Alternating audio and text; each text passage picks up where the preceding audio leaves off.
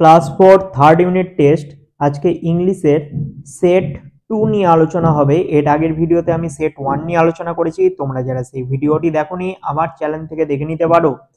এই কোশ্চেনগুলো পেতে আমার Facebook page DN education centre follow করতে পারো, সেখানে আমি আপলোড করে দিয়েছি।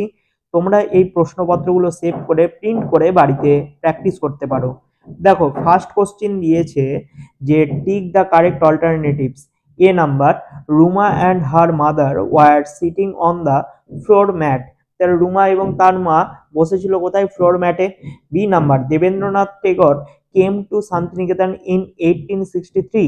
1863 সালের দেবেন্দ্রনাথ ঠাকুর শান্তিনিকেতনে এসেছিলেন। C number, Mohsin was born in 1732। 1732 সালে মহসিন জন্মগ্রহণ করেন। D number, Deoli is children's school now. Deoli বর্তমানে শিশুদের স্কুলে পরিণত হয়েছে। E number, Bikash has been gone for 6 months. Bikash 6 মাসের জন্য বাড়ি থেকে গেছিল। এরপর দেখো ট্রু ফলস দিয়েছে 2 এর A. Bikash has become a postal service employee. হ্যাঁ, বিকাশ কিন্তু পোস্ট অফিসের এক কর্মচারী হিসাবে যুক্ত হয়েছিল, তাই এটা হবে হচ্ছে true. B number, Santiniketan is reminded of old days. Santiniketan হচ্ছে পুরোনো দিনের কথাগুলো স্মরণ করছিল, এটাও সত্য হবে। C number, a man heard some children crying. একটি লোক শুনতে পেয়েছিল শিশুদের কান্না, এটাও true.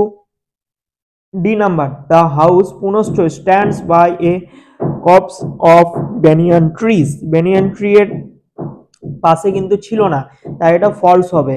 E number, mother took the parcels from her Son. Mother হচ্ছে কি করেছিল? তার ছেলের জন্য পার্সেল নিয়ে এসেছিল, তাই এটা হবে false. F number, the man moved far away from the heart. তাহলে লোকটি কি করেছিল? লোকটি হচ্ছে সেই কুড়ে ঘর থেকে অনেক দূরে চলে গেছিল, তাই এটা হচ্ছে ফলস হবে সম্পূর্ণরূপে। এরপর অ্যারেঞ্জ করতে দিয়েছে রিঅ্যারেঞ্জ। এ নাম্বার হবে মিস, বি নাম্বার হবে এমপ্লয়ি, সি নাম্বার হবে জেস্টার, ডি নাম্বার হবে কোর্স অ্যান্ড ই নাম্বার হবে ল্যাঙ্গুয়েজ। এরপর write the words opposite. Opposite করতে হবে day night, after before, old new, open close, happy sad. এবার next কোশ্চিনে আসি। 5 নাম্বার দেখো খুব সহজ দিয়েছে, প্রেজেন্ট কন্টিনিউয়াস টেন্স ইউজ করতে হবে।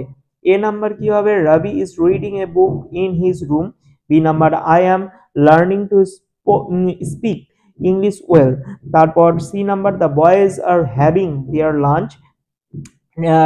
ডি নাম্বার হবে the children are listening, ING হবে, ING, listening to a story. এরপর প্রিপারেশন ইউজ করতে দিয়েছে। A number, I placed the vase on the table. B number হবে I sit on my desk to do the work. C number, the cat ran on the road. D number, the river flows under the bridge. এরপর regular and irregular verb বেছে লিখতে হবে। Regular verb করে দিয়েছি, irregular verb তোমরা দেখে নাও। Regular verb হচ্ছে যেই ভার্বের শেষে ইডি থাকবে সেটা হচ্ছে রেগুলার, আর যেগুলোতে হচ্ছে ইডি থাকবে না সেগুলো ইরেগুলার ভার্ব। নেক্সট প্যাসেজ দিয়েছে, সেই প্যাসেজ থেকে proper noun, pronoun and qualifying adjective বের করে লিখতে হবে। তো আমি করে দিয়েছি, দেখে নাও তোমরা।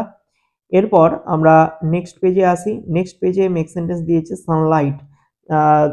সান gives us sunlight to us. তাহলে হচ্ছে সূর্য কি করে?